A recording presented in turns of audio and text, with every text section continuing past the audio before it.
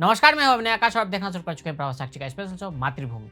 जम्मू कश्मीर के अनंतनाग में बना मार्तंड मंदिर के बारे में तो आप सभी को पता ही होगा। 8वीं शताब्दी का मार्तंड मंदिर भारत के सूर्य मंदिर में सबसे पुराना और अमूल्य प्राचीन आध्यात्मिक विरासत का प्रतीक है। ये एएसआई द्वारा संरक्षित स्मारक है, लेकिन आज इसकी हालत खंडहर जैसी है। लेकिन इस मंदिर से भी ज्यादा दिलचस्प उस राजा की कहानी है जिसने इस मंदिर को बनवाया था। एक ऐसा राजा जिसने दक्षिण से लेकर पूर्वी भारत तक सैन्य अभियान चलाए, यहाँ तक कि चीन के भी एक हिस्से को जीत लिया। इसी कारण इस राजा को अलेक्जेंडर ऑफ कश्मीर की उपाधि भी मिली। सरल भाषा में कहें तो कश्मीर का सिकंदर।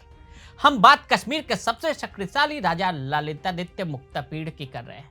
ललितादित्य ने अपना राज्य चीन तक कैसे फैलाया, कैसे मार्तंड मंदिर का निर्माण हुआ, मातृभूमि के इस एपिसोड में सिलसिलेवार ढंग से आपको बताते हैं। Alexander of Kashmir. भारतीय इतिहास में बहुत से शूरवीरों की कहानी आपने सुनी होगी। हमारी भूमि पर बहुत से ऐसे शासक हुए जिन्होंने इतिहास के पन्नों में अपनी गौरव गाथा को अमर कर दिया। फिर चाहे सम्राट अशोक हो, चंद्रगुप्त विक्रमादित्य हो, या फिर पृथ्वीराज चौहान और महाराणा प्रताप जैसे योद्धा, जिनकी कहानी हम बचपन से सुनते और पढ़ते आए हैं। लेकिन इतिहास के कुछ योद्धा ऐसे भी हैं जिनके बारे में बहुत कम ही सुनने को मिलता है। ये कहानी ऐसे सम्राट की है जिसकी कीर्ति केवल भारत ही नहीं बल्कि पूरे मध्य एशिया में गूंजती थी।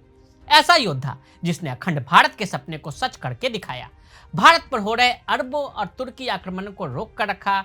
इनके शासनकाल में राज्य की सीमा कश्मीर से लेकर मध्य एशिया तक और उज्बेकिस्तान से होते हुए बंगाल के सुंदरवन तक फैली हुई थी। करकाटा वंश। सम्राट ललितादित्य मुक्तापीड़ के जीवन की जानकारी हमें बहुत से मध्यकालीन क्रॉनिकल्स जैसे 12वीं सदी में लिखी गई रजत रंगिनी, शीतांगशु व फरहद संधि में से मिलती है। ललितादित्य का जन्म कश्मीर के करकोटा वंश में हुआ। करकोटा वंश को 625 सीई में दुर्लभ वर्धन द्वारा स्थापित किया गया था। दुर्लभ वर्धन गोंडिया यानी गोनाड वंश के राजा बालादित्य के सेनापति थे। राजा बालादित्य ने इनकी वीरता से प्रसन्न होते हुए अपनी पुत्री अनंत लेखा का विवाह इनसे करवाया। राजा बालादित्य की मृत्यु के बाद राज्य की बागडोर दुर्लभ वर्धन के हाथों में आ गई। तब उन्होंने कारकोटा वंश की स्थापना की।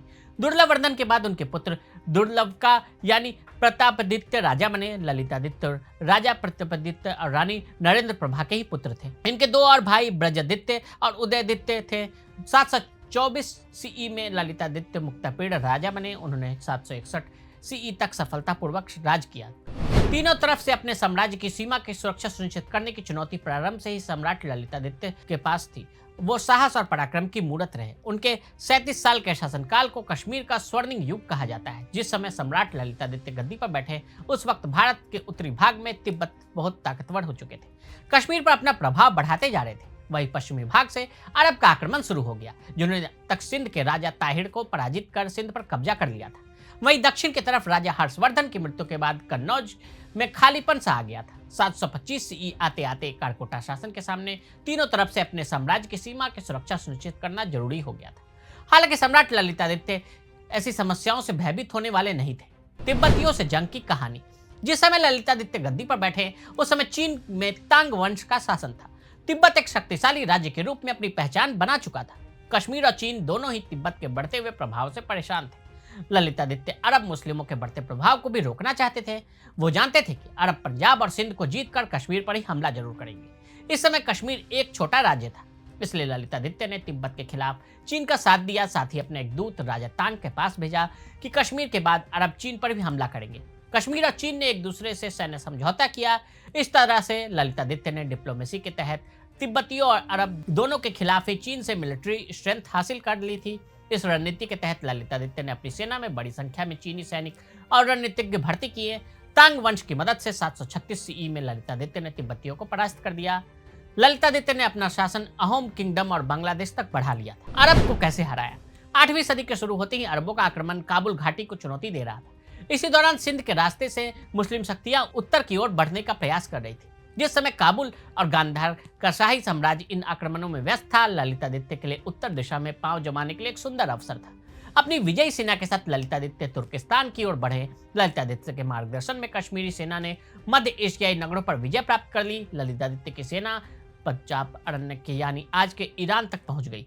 सम्राट ललितादित्य ने कश्मीर पर आक्रमण करने वाले अरब हमलावर मोमिन के विरोध में 4 युद्ध लड़े और चारों बार उसे हराया। मार्तंड सूर्य मंदिर का कराया निर्माण। ललितादित्य ने मार्तंड सूर्य मंदिर का भी निर्माण कराया। हालांकि ललितादित्य के समय के बनाए गए कोई भी मंदिर या मूर्ति अब मौजूद नहीं है, पर मार्तंड मंदिर के अवशेष आज भी मौजूद है। इस मंदिर के अवशेष को देखकर पता चलता है कि ललितादित्य कितने कला प्रेमी रहे होंगे।